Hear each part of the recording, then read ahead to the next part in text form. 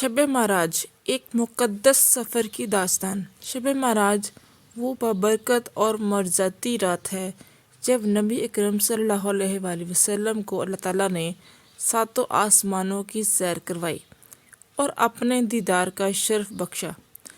یہ واقعہ اسلام کی تاریخ میں ایک منفرد اور عظیم مقام رکھتا ہے جو اللہ تعالیٰ کی قدرت اور نبی کریم صلی اللہ علیہ وآلہ وسلم کے مقام و مرتبہ کو واضح کرتا ہے۔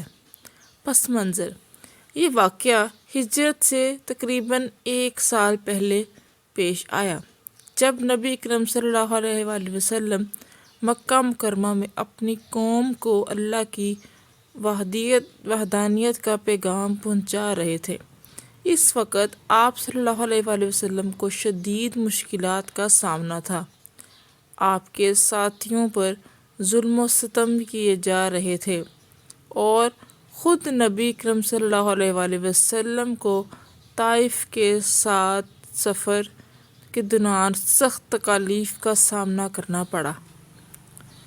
انہی غمگین حالات میں اللہ تعالیٰ نے آپ کو تسلی دینے اور اپنی قربت کا اعزاز بخشنے کے لیے شب معراج کا عظیم واقعہ پیش فرمایا۔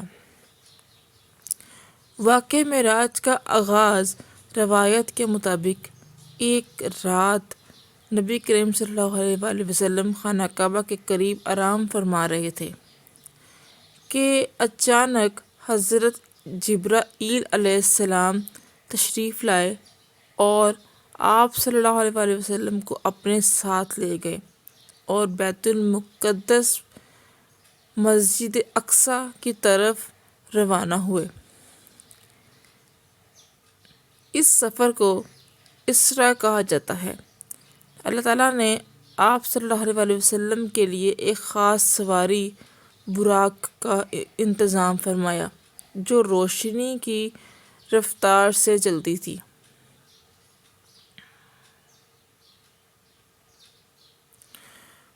آپ صلی اللہ علیہ وآلہ وسلم براق پر سوار ہوئے اور دیکھتے ہی دیکھتے بیت المقدس پہنچ گئے جہاں تمام انبیاء نے اب میرا استقبال کیا اور میں ان کی امامت میں نماز ادا کی۔ حدیث مبارک: آسمانوں کی سیر۔ بیت المقدس سے نبی کریم صلی اللہ علیہ وآلہ وسلم کا سفر آسمانوں کی جانب شروع ہوا جسے معراج کہا جاتا ہے۔ آپ صلی اللہ علیہ وآلہ وسلم کو ساتوں آسمانوں کی سیر کرائی گئی جہاں آپ کی ملاقات مختلف انبیاء اکرام سے ہوئی۔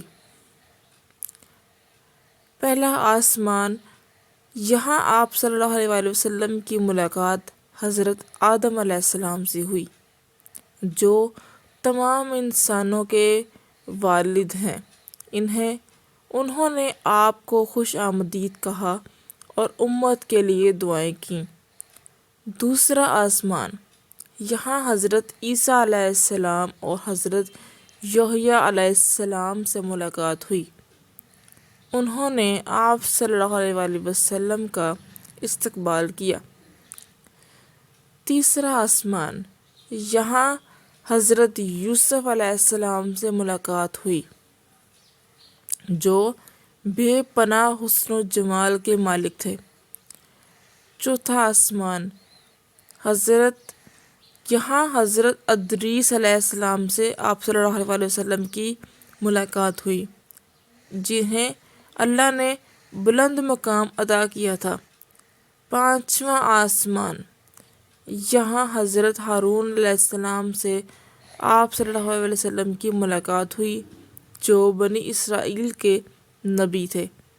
چھٹا آسمان: یہاں حضرت موسیٰ علیہ السلام سے ملاقات ہوئی جنہوں نے آپ صلی اللہ علیہ وآلہ وسلم کی امت کے بارے میں پوچھا اور امت کے لیے خصوصی دعا کی۔ ساتواں آسمان: یہاں پر حضرت ابراہیم علیہ السلام سے ملاقات ہوئی جو بیت المعمور آسمانی کعبے کے قریب موجود تھے۔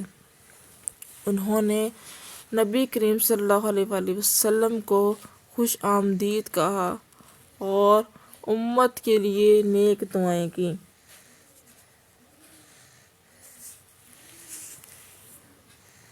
ساتواں آسمان۔ ساتویں آسمان کے بعد حضرت نبی کریم صلی اللہ علیہ وسلم کو حضرت جبرائیل علیہ السلام کے ساتھ سدرہ منتہا تک لے جایا گیا۔ یہاں سے آگے حضرت جبرائیل علیہ السلام نے فرمایا، یا رسول اللہ، میں اس سے آگے نہیں جا سکتا، اگر میں ایک قدم بھی آگے بڑھاؤں تو جل جاؤں گا۔ یہاں سے اللہ تعالیٰ نے نبی کریم صلی اللہ علیہ وسلم کو اپنے قرب خاص سے نوازا اور آپ کو وہ مقام عطا کیا جو کسی انسان کو نہیں ملا تھا۔ شب معراج کے دوران اللہ تعالیٰ نے نبی کریم صلی اللہ علیہ وآلہ وسلم کو 3 خاص تحفے عطا فرمائے۔ اللہ تعالیٰ نے ابتدا میں 50 نمازیں فرض کی، مگر نبی کریم صلی اللہ علیہ وسلم جب واپس آئے تو حضرت موسیٰ علیہ السلام کے مشورے پر بار بار اللہ سے کمی کی درخواست کی، یہاں تک کہ اللہ تعالیٰ نے 5 نمازیں فرض کر دیں۔ اللہ تعالیٰ نے فرمایا، 5 نمازیں فرض ہیں لیکن ان کا ثواب 50 نمازوں کے برابر ہوگا۔ اللہ تعالیٰ نے آپ صلی اللہ علیہ وسلم کو سورۃ البقرہ کی آخری 2 آیات عطا فرمائیں، جن میں اللہ کی رحمت اور مغفرت کا ذکر ہے۔ اللہ تعالیٰ نے وعدہ کیا کہ جو بھی سچے دل سے ایمان لائے گا اس کی مغفرت فرما دی جائے گی۔ نبی کریم صلی اللہ علیہ وآلہ وسلم نے جب معراج سے واپسی پر قریش کے سامنے اپنے اس واقعے کا ذکر کیا تو کفار نے مذاق اڑایا۔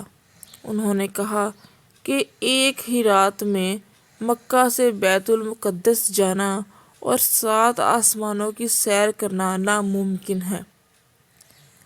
حضرت ابو بکر صدیق رضی اللہ عنہ جو نبی کریم کے سب سے قریبی دوست تھے، انہوں نے بلا جھجک فرمایا، اگر رسول اللہ صلی اللہ علیہ وسلم نے فرمایا ہے تو یہ سچ ہے۔